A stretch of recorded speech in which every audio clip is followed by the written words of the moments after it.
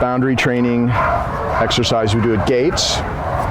We had her sit. We're going to go back inside. I'm having her sit. I step through. She's always waiting until you come back to get her. Okay. And then on the inside, sit. If I was going to allow her to be free, okay. Sit. I would allow her. Okay, go.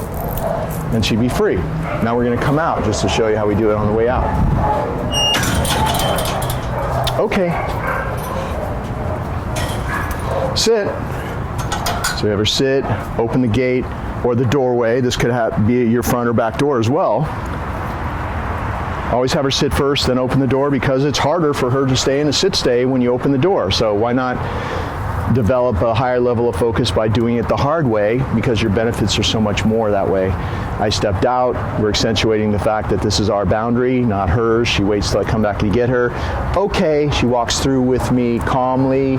On the outside, it's sit and then go. She's free once you go through that threshold. And if you handle all your boundaries this way, we're going to do it at curbs, doorways, gateways, then she'll respect those boundaries. And every time you have her sit and wait, I'm just trying to get in the shade, it's kind of hot today. Every time that you sit and wait with her like that, she has to focus, be calm. She's waiting for your permission to move forward. And when you control boundaries, in the dog's mind, you're more of the boss. So they do understand boundaries and they pay attention to that, and so we control boundaries, and it's an easy way to change her perception of you and make her realize that you're in charge and she needs to follow your lead and not just do whatever she wants. Coming up to a curb here, sit. I'm doing this at every curb. When we're taking our walks, we stop at every curb, and I do this little boundary exercise, that's what I call it, where she's really waiting at this curb. I get to practice a little sit-stay, and then she knows that she doesn't leave this curb unless she's walking next to me and we're going to cross the street. And then you can also, when she's in a sit-stay like this, see how I'm rewarding her? Straight down. Good. Eye contact. She's literally looking in your eyes as you give her the treat. So it's not like this where she's looking that way or this way or that way. It's straight down. She's looking at you in the eyes as you give her the treat, just like you just saw me doing. It's a very powerful thing to do. It seems like a little detail, but instead of just her waiting for that hand to come out of the sky that's maybe attached to you somehow, it's not as clear and as powerful doing it that way as eye contact directly above her. She's looking in your eyes as she takes the reward, and you say good at that same moment as well, just like you just saw me do. That's how I always reward her in a sit-stay. And look, I'm talking so much and she's waiting at this curb. She's waiting for me to say, okay, we cross the street. Okay, sit. It's a little greeting routine that we practice with Laia every day. So you see I have her sit, I step over to the person we're greeting. She waits till I come back next to her, and we're always keeping a loose leash. And she's waiting for me to send her over. Go say hi. She gets a treat, she gets petted. There's no reason for her to jump. Come! She thinks, if she looks like good, she's about to jump, you call her back to come to you. Sit. Also, if she does jump and you put your hands away like that instead of correcting, you'll see the jumping stops much sooner, because the pushing down and the correcting and all of that will actually perpetuate the jumping, because she loves to get in your hands. So she loves to be touched and to hear her name said and all that. So if you're being jumped on, it's nope. She'll stop. When she stops, good. If she jumps again, nope. If you just repeat, it works so much better than correcting her with your knee or your hands. Go say hi. Treat and pet. See, she never jumps. Come. And she's likely to start coming back to you. Sit right away, because we practice this so many times. She knows what the pattern is. And the jumping stops. And she knows her really well and likes her a lot. But if we're doing this greeting routine, she's not going to jump. She's way less likely to jump. And you have that come command. If she starts to get really overstimulated with somebody else, if she's like doing a little play biting, which she used to do, or she's jumping, just call her away from that person. You can call her out of any situation. Go. And get her to respond. Come. And it's so much, good girl. Sit. It's so much easier to do it that way. Call her away from the trash can when she's about to knock over the trash or when she's in the trash. Call her away from things on the ground you don't want her to be near. Call her away from jumping on somebody. Draw her back to you instead of going towards her, giving her the attention, which is actually the correction for doing that. And because if you're doing it old school way, waiting for her to do something wrong and then correcting, you're going to be relegated to that pattern. She does it, you correct. She stops for a little while, she does it again, you correct, and that's for her whole life. So we don't want that to happen. Just practice the come command. It's really solid now, and the more you practice it, the better it's going to be. And call her out of situations back to you. It's a much more effective way of having her, getting control of her, and you don't have to say leave it. So it's just come. Practice your recall. She turns her back on whatever she's doing, runs to you. You have her. Problem solved. Sit. Always walk her up to the mat, have her sit first. You allow her onto the mat from a sit stay. You're going to lean over with your right hand. You're going to pat her chest and say, go to your mat. You're going to walk over with her, say down. And then you're going to just do the basics at first. It's kind of a warm up here. Good. Make sure that you put the rewards on the mat. You place them like this on the mat. And then when you withdraw, she takes them off the mat. She's not touching your hands. She's not trying to grab the treats out of your fingers or anything like that. She waits until you place the reward on the mat and withdraw, and then she takes it off the mat. Good, just like that. So she'll even kind of look away sometimes, respectfully, and wait till you withdraw. Good. And then you can do other things like pull on the leash, which most dogs will pop up and walk over to you at first, but she knows. Good, she knows that she is not allowed off the mat until you release her in that one specific way that she's released. So you can do this easy warm-up stuff, like walking around both ways, always evenly walk around both ways. Go past her on her left and her right. And when she stays there, you reward her. Good. If she pops up, you're going to say, for example, if she pops up, you're going to say no, and you're just going to ease her back down.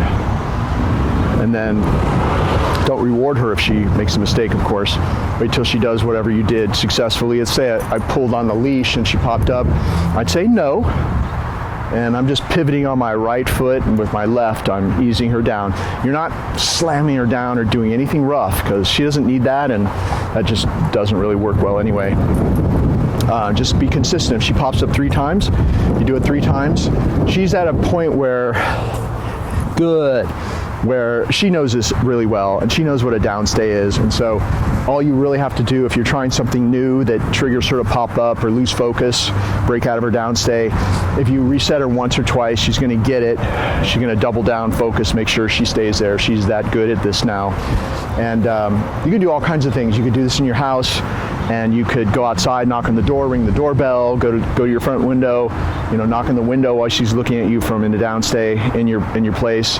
And she's going to stay there. She's that good at this now. So you want to do all kinds of different things on this mat. See how she's kind of distracted by the street? Good, but she hasn't turned her body around, which if she looks here or there, that's okay, as long as she doesn't move and as long as she's staying in a downstay. If she leaves the mat, if she makes a mistake, let's say I did something, let me do something that might trigger her. I don't usually do this kind of stuff, run around, but that's not triggering her. She's really good at this. Let's say she popped up, good, I'll reward her for actually being able to handle that.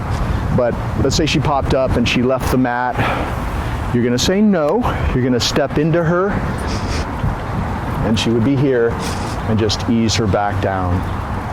So I just showed you earlier a minute ago how to put her back if she pops up, but she stays on the mat. And then if she leaves the mat, you say no, you step into her, do that left circle, bring her back, and then you'll be next to her and you'll just do this. Go back to doing what you did before until she gets it, and then she gets a reward and you move on to your next little challenge. We're usually doing this mat exercise once a day for about 5 minutes now. And so the way to release her would be stand back next to her, pat your leg and say, okay. She gets up, you say sit, And then you release her. We're still on the clock. We're still doing the exercise right now. You release her by patting her chest and saying, go. And now she's free. That's how you finish off this exercise. Make sure you always pick up that mat. It's not a doggy bed. It's not a free time place, a doggy bed. She can come and go as she pleases. It's a free time place. There's no training done there. This is only for the training and only for doing it exactly as I just showed you. And that's why, and as you'll see in this video, why she has such a good downstay without the mat, because we taught her how to do it with the mat first, and we started to practice it without the mat, and she already knew it really well. So this mat is a great thing to keep doing just once a day for a few minutes, and keep challenging her. If whatever you're doing is she's never making mistakes anymore, try to figure something else out that might trigger her to pop up and work on that. If you're always pushing the envelope a little bit, working through little triggers that trigger her to lose her focus and pop up, you're always working through that stuff and, you know, continuing to develop a higher level of focus in her, she's going to keep getting better and better, and all the training will keep getting better and better because you're doing that. Here we go. Okay, so we're just randomly going to practice a little downstay here, and we're in an area that's kind of noisy. We're right by the freeway, about 50 yards behind us here. And this is a little cul-de-sac by the freeway. And so we're always practicing out in public.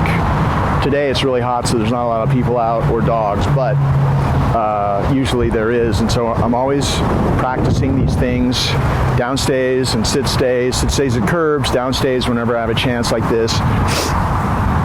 Good. You can reward her just as if she's on the mat, but of course she's not. But of course she's so good at her downstays and her down, she does it the first time you say it. You never repeat a command, of course, so if she were for some reason to ignore it, you just gently but firmly ease her down. This is really important, if she's consistent at ignoring your command to go down, don't say it and wait for her to ignore you and then force her down. If she's regressing for some reason with you and not doing commands instantaneous like you saw me doing, for a few days you're going to have to do this. Like, let's say that she was not responding well to you. Down. You ease her down, and I mean ease. You're not jerking, you're not stomping on a leash, you're easing her down at the moment you say the command. Because if you do that at the moment you say the command, very soon she starts doing it, because the pattern is she hears it and she ends up going there, instead of the pattern being that you say it, she ignores you, and you force her down. I hope that makes sense. So that might happen. I'm going to release her out of this down. Okay. And then I'm going to show you just a basic sit stay. Sit. So you see how I always set her up with the left circle, and that's a really important thing to do. Now if she starts having problems with your sit command, she ignores you, you're just going to be doing at the moment that you say, okay, sit, a little bit of tension like that at the moment she does it. Don't say it, wait for her to ignore you and then do that, because you'll get stuck in that pattern forever. So you want to, okay, you want to tie the word, okay, sit, and the action together like that. Just a little bit of tension and she'll go right there.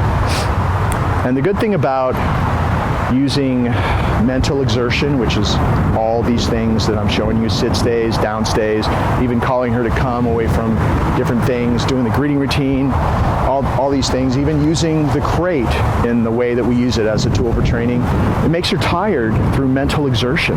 Throughout the day, you're spending 30 seconds here, a minute there, 5 minutes on the mat. You know, maybe your total time of training her is, I'm going to release her now. Go. Maybe your total time of training her, if you add all the seconds and minutes up during the day, is going to be 10 minutes a day or something like that. Having her weighted boundaries, your front door, your steps, your gate, all that kind of stuff adds up. And you see just in general, the dog is just so much mellower and more peaceful because you're engaging her mind all throughout the day. She's got so much more structure now than she did before. And it's really just using simple dog training stuff like sit down and come, but we're doing it in a very specific way, as you can see on the videos. But it's not anything that that can't be done by any normal person. So there's no magic to this. You just have to do it, though. That's the thing. And you see the results after a few weeks. You see how she is, and she's a pretty hyper little puppy. So this can really help you just manage her throughout her life and keep her calm and happy. Okay.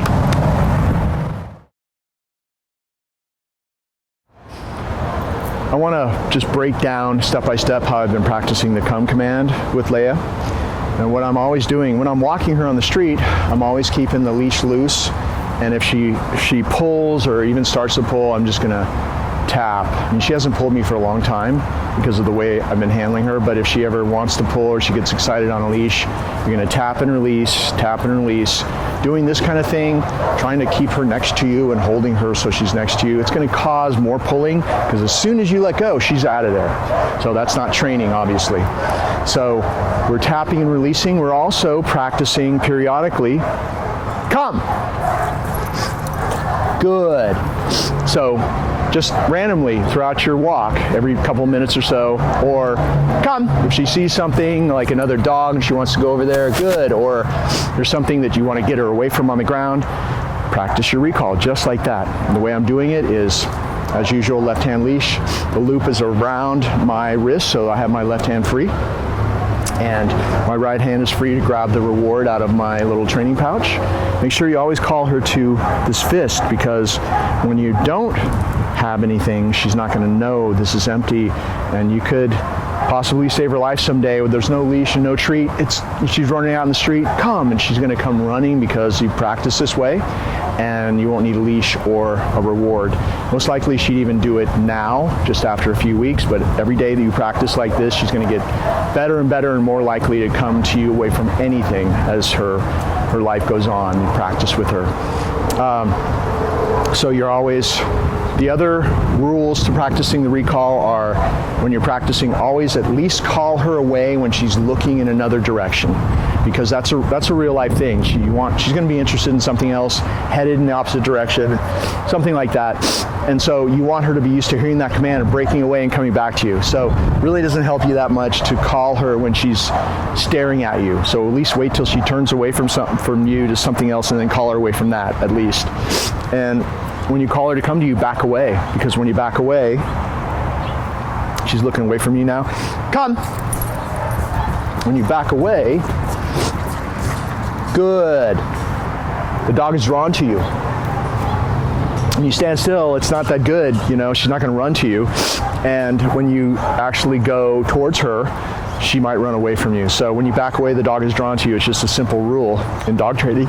It's just a simple rule in dog training that when you back away, the dog is drawn to you. If you practice this way later on, she won't know why. She always wants to run to you. So it is about how you practice that matters, how you teach her the come command that matters, and makes a difference between mediocre and great.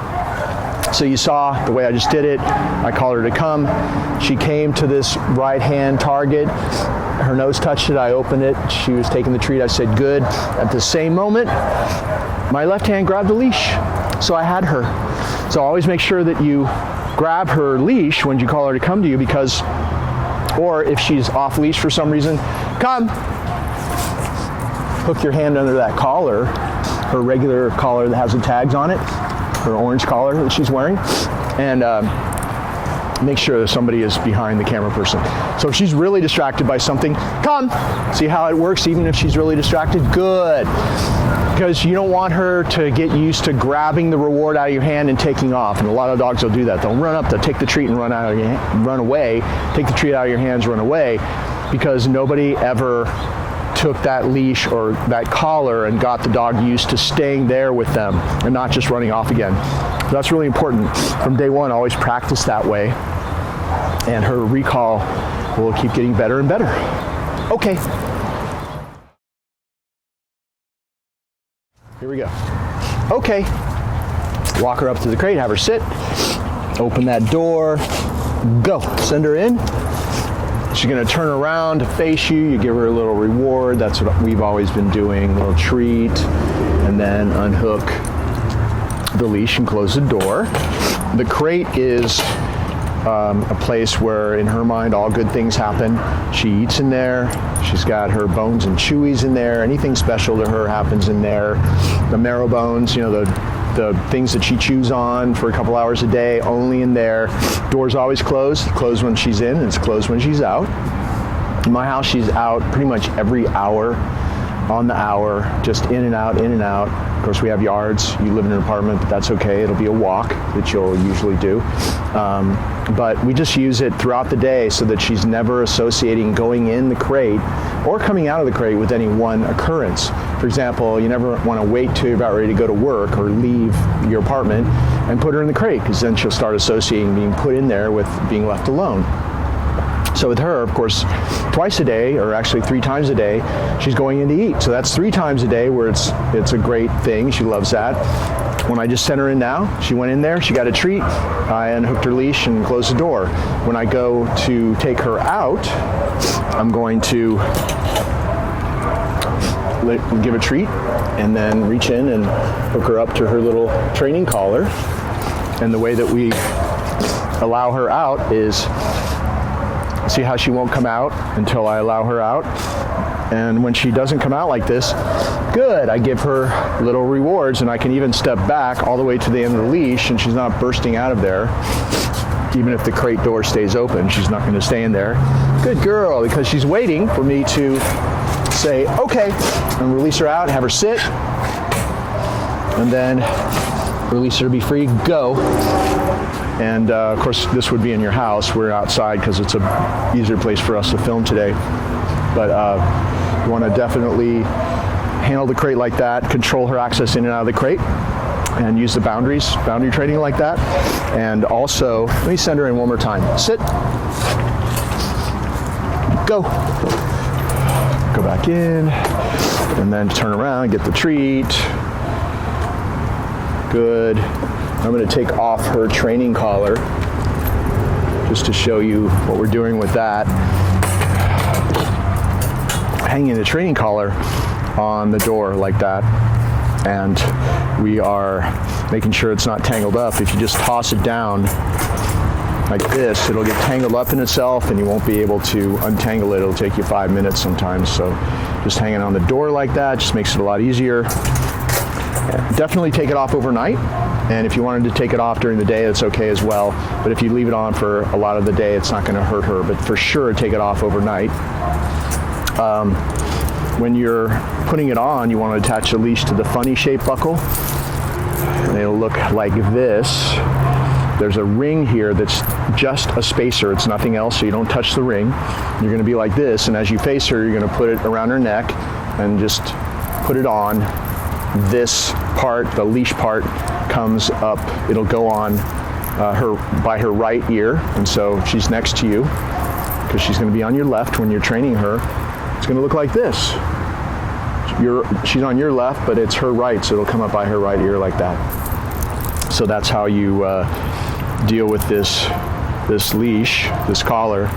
And I'm going to attach it to the leash and just show you how I put it on her. So let's say she's been in there for a while. I'm going to take her out and take her for a walk, take her training. It's already attached to the leash. I'm going to reach in. Oh, I got my treat. Good. She takes the treat. Every time that she sees my hands coming in here, I'm always coming bearing gifts. So she loves to see my hands coming in there. You never know what dog later on starts to nip or try to avoid you if you reach in there. So always come bearing a little gift like that, and you'll never have that issue. She's waiting until I say, let's see, okay, comes out, we have her sit, and then we move forward. Okay,